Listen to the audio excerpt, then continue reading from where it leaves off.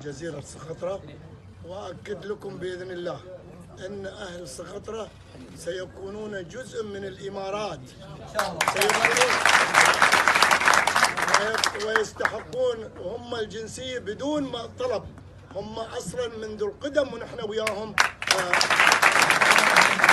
شرف.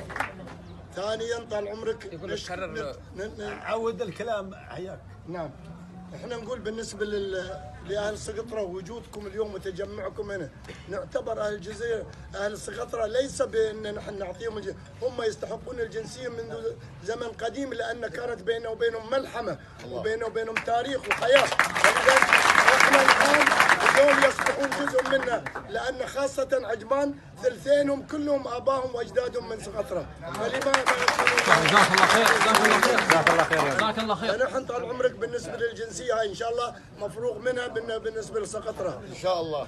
بالنسبه طال عمرك احب اذكر الجميع اولا لله سبحانه وتعالى وبفضل المغفور له راشد بن حميد النعيمي. هو بدا حياه الناس من تجارنا وترابطنا ويا جزيره سقطرى، ومن ثم اكملها اليوم صاحب السمو الشيخ حميد بن راشد الله يطول عمره، وهو الذي اكمل هذه المسيره بدون. السلام عليكم ورحمة الله وبركاته. معكم أخوكم الشاعر عاهد القحم.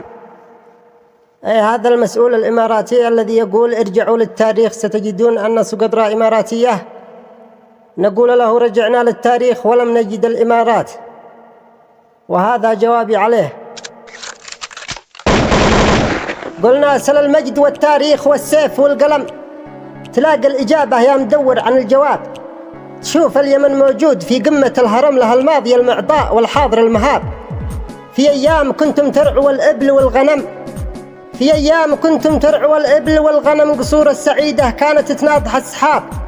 من أنتم سوا دمية تلاعب بها العجم، من أنتم سوا دمية تلاعب بها العجم. توليتم أمريكا وصرتم لها كلاب، وصارت إلى درب المنايا تسوقكم، وصرتم نيابة عنها تجرعوا العذاب. خنعتم وفوضتم لصهيون أمركم، قسم ما لكم صفحة ولا صدر في كتاب. ودربا علينا جابكم بايردكم رضا أو صميل، لا بد ما تعرف الجواب. رضا أو صميل لا بد ما تعرف الجواب. سلامتكم.